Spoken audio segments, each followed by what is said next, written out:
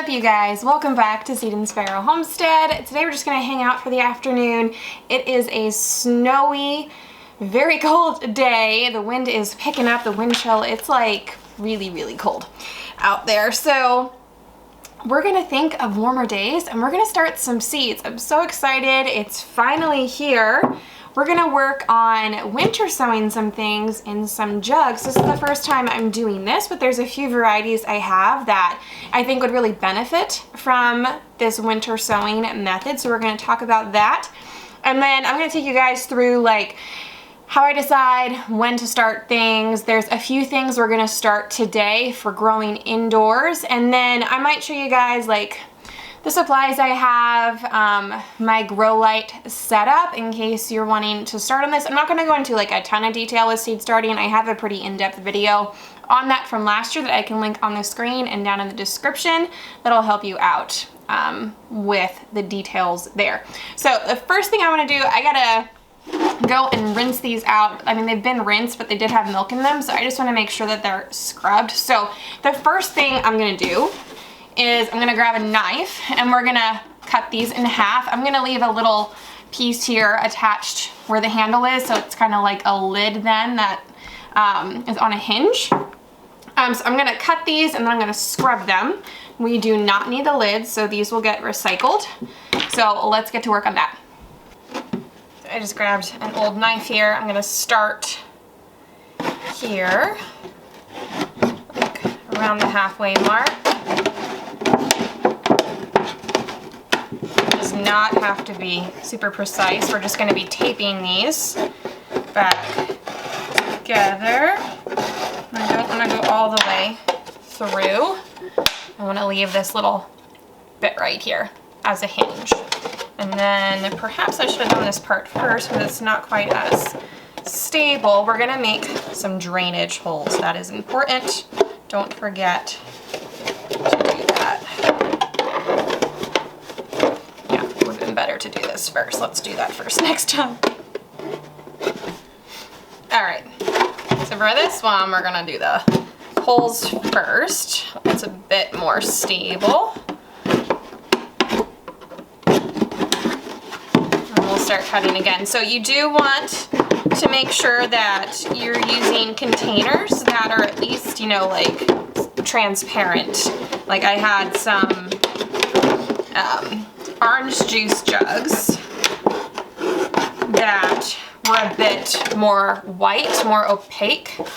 So that wasn't going to work. So you do need them to be somewhat transparent here. We're just creating a little miniature greenhouse effect going on here. So I'm gonna get the rest of these all sliced with their drainage holes, and then I'm gonna go and scrub them out. So let's talk what you can plant using this winter sowing method. I will share with you what I am doing here in a few moments, but generally you just want to look for things like perennials, your cool season veggies, anything that is frost hardy, or things that self-sow. You can find a detailed list by doing a Google search, but there are quite a few flowers that will benefit from this method.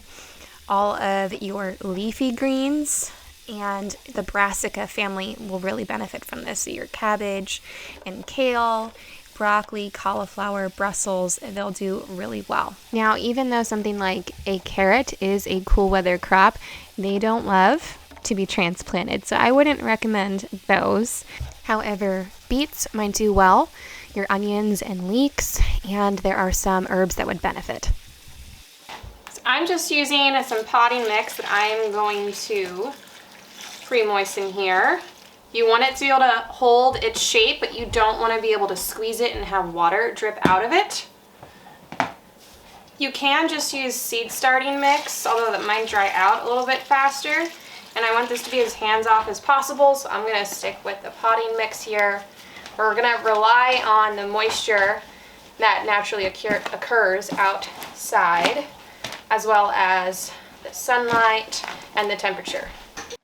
Now, even by using the potting mix, this is a really cheap method, but if you want to make it even cheaper, if your ground is able to be worked out in your garden, you can go ahead and use that. My ground is frozen here and underneath snow, so potting soil it was.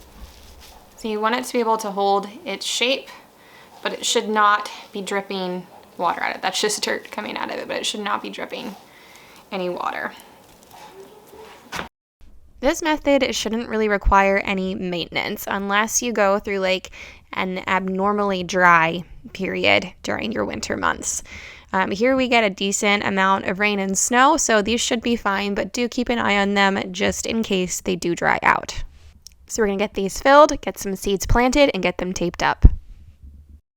So I only have 6 of these jugs to work with. I decided to do this kind of last minute, and I haven't been preparing, obviously.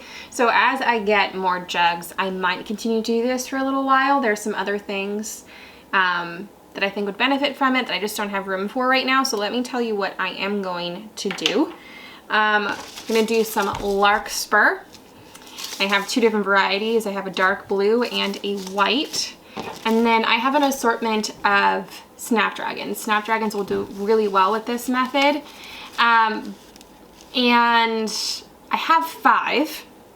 Now, I am not going to put all my eggs in one basket. This isn't the only way I'm going to be sowing these things. I have successfully sown all of these indoors before, but I'm just wondering if they will thrive a bit more with this method. So I'm still going to be starting these in seed trays inside, but we're also going to do some of these in the jug. So I'm just going to sprinkle a variety of these in there. I have a few from Johnny's that are a bit more specialty. I have a Madam Butterfly in Ivory. I have a Potomac Berry Blend. I have Madam Butterfly, doesn't say what color this one is, but there's that one. And I have Costa Summer Lavender and an Apple Blossom. And then we're gonna do some Nigella. This is Love in a Mist, and I thought this would be absolutely lovely in my cottage garden, so this will do well out there. Got some poppies.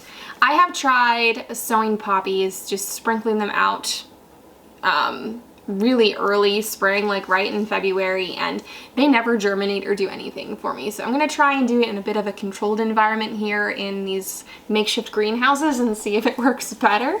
So I have 3 types of poppies: Flemish Antique, Cream Peony, and Shirley. And then we're going to do some Bells of Ireland. These actually need to be cold stratified. They need some time in really cold weather, so this will be perfect for them. And we're gonna do some spinach. I said I've had some difficulties growing spinach here. Our cool season in the spring just isn't long enough, and I get just a really small harvest before the plants bolt and go to seed. So I'm hopeful that this will allow me to extend my growing season. And if you think about it, most seeds that, you know, are self-sown and like survive throughout the winter, usually they're really the hardiest plants in the garden. So, you know, there's no shock in transplanting them. They're used to the environment already. So I'm hopeful that this will work really well. I know a lot of people have great success with this, so I'm excited just to see and compare the ones I'm going to be doing the winter sowing to the ones I'm going to be starting inside, and we'll make note of how they do. Some other ones, if I get some more jugs, would be Delphinium and Digitalis, that's foxglove. Those would benefit, and hollyhock. I have a whole bunch of hollyhock this year for my cottage garden, which is really exciting. They're one of my favorite flowers, but I am going to start some of them indoors as well. Now we're just going to make sure we label everything, plant some seeds. We're going to close the jugs up, tape them shut, and they'll be ready to go outside.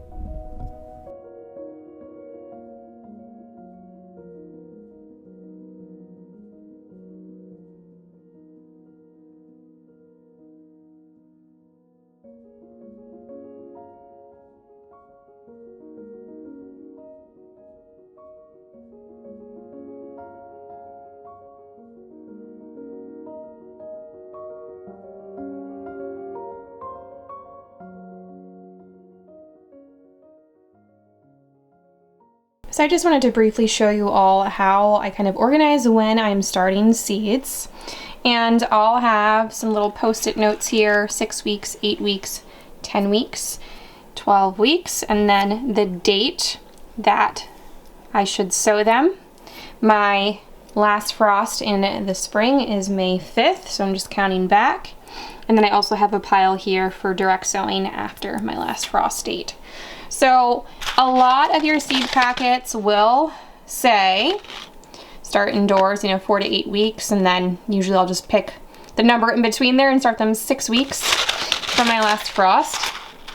But if they ever don't say, you can just do a Google search and it'll tell you. So I don't really have anything in my 12-week spot. These are just my flowers. Do I have an addiction? Probably. So I got lots of nasturtium this year, Persian cress, copper plume. I loved these last year, the honeywort. They look like something from Fern Gully. I don't know if anyone remembers that. That's showing my age. Love Fern Gully. Different types of amaranth. Love lies bleeding. This is emerald tassels amaranth. And then a whole bunch more nasturtium, some sweet Annie. So those are my 6-week pile. And then I've got like zinnias, cosmos, craspedia. What else do I have in here? I have lots of zinnia in this pile. Some bupleurum. Oh, what else is here? More cosmos. Oh, calendula. Calendula's in that one. And then here I've got all my different hollyhocks. I think I have 5 different varieties this year I'm gonna try. Some lace flowers. These are like a pansy, viola, and some Dusty Miller. And then in my direct sow, some sweet peas. I tried transferring these last year and they did not like that. They all died on me and it was really sad.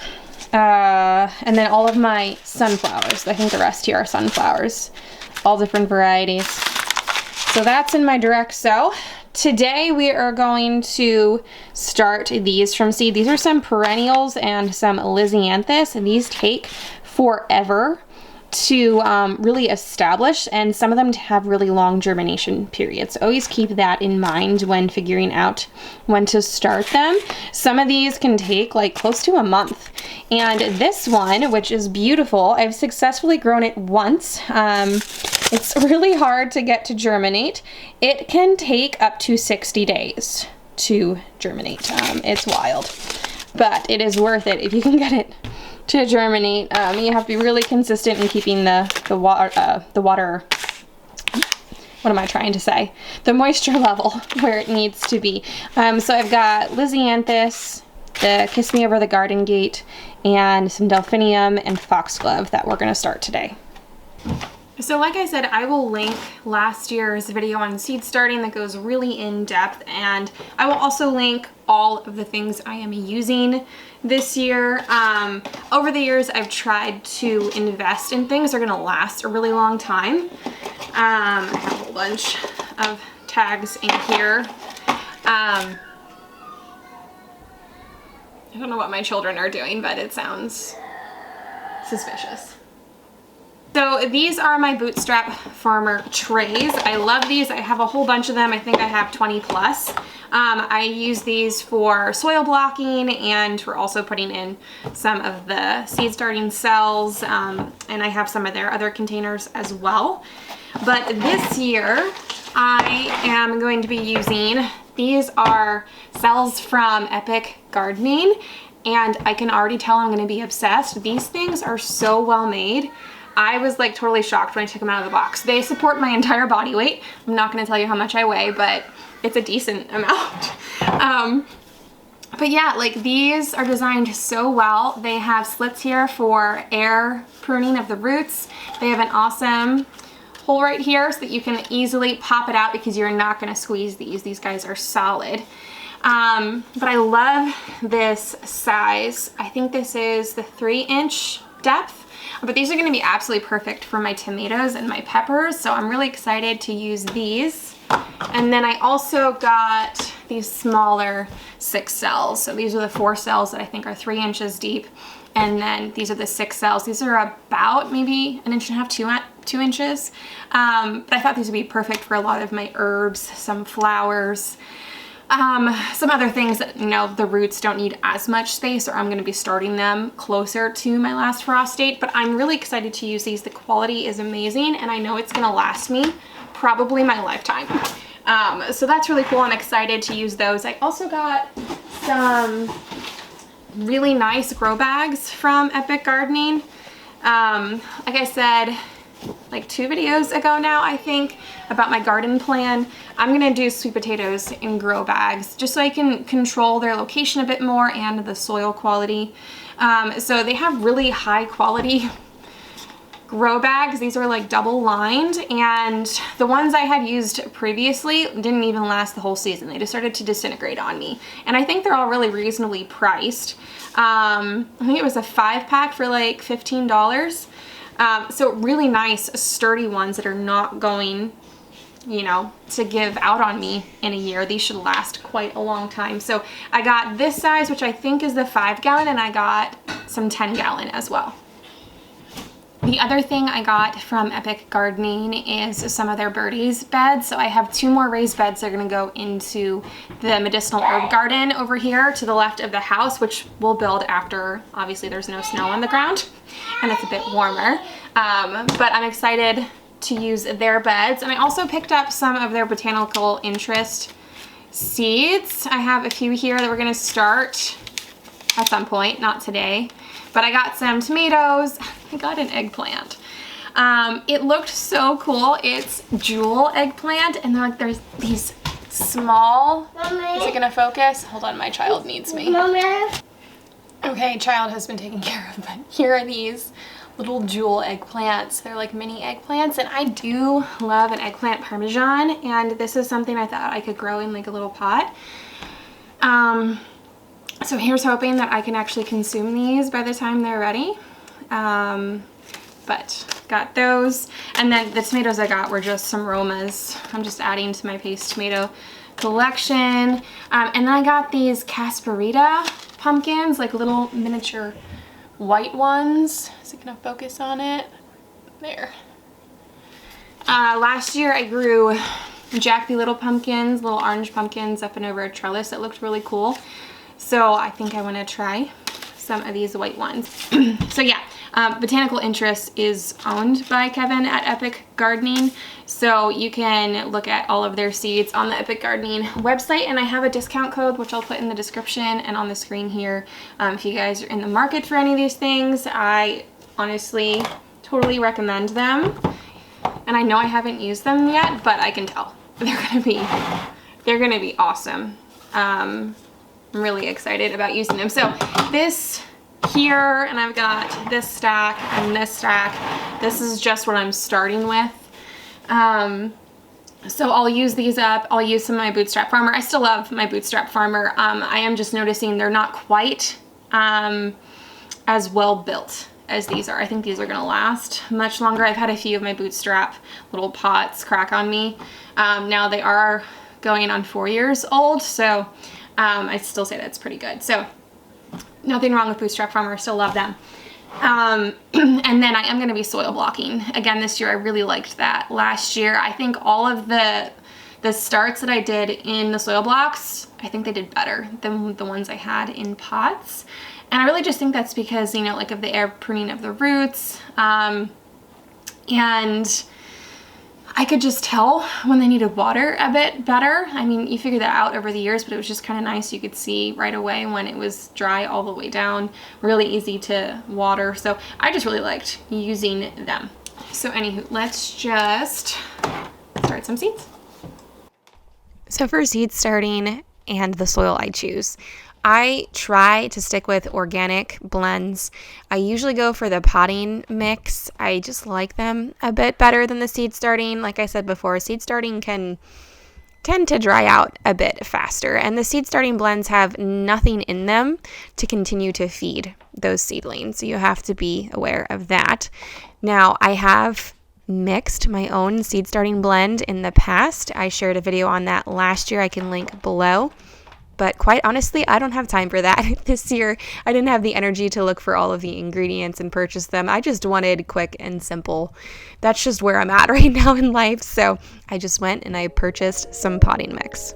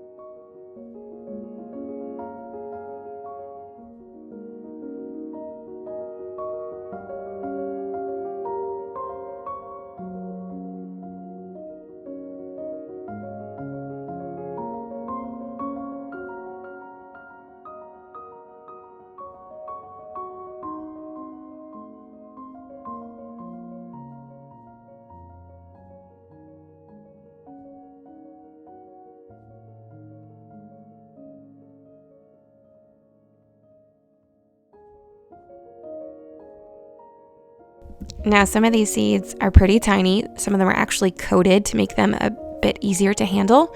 So I will just sprinkle them on top, and then I'll either add a layer of vermiculite or just a little bit of soil to cover them.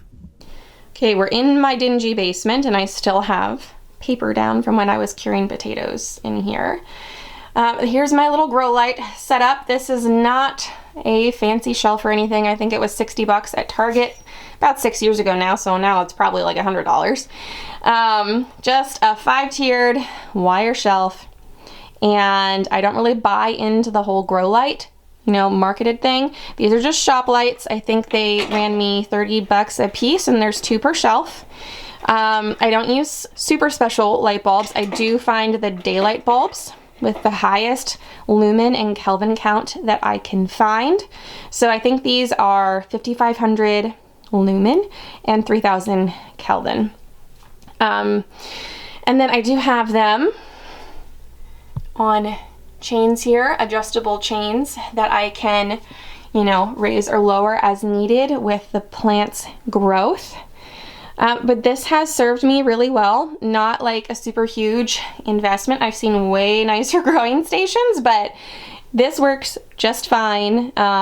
The only thing I've had to do over the years is occasionally replace a light bulb, which is not a big deal. Doesn't cost more than I think $15 or so at Lowe's or Home Depot. So yeah, this is where my plants live from end of January to May. Okay, friend, thanks for hanging out with me. If you have any questions on the seed starting process, feel free to ask me down in the comments, and I will link last year's video for you for a bit more details. Thank you guys again. You have a blessed day, and I'll see you next time.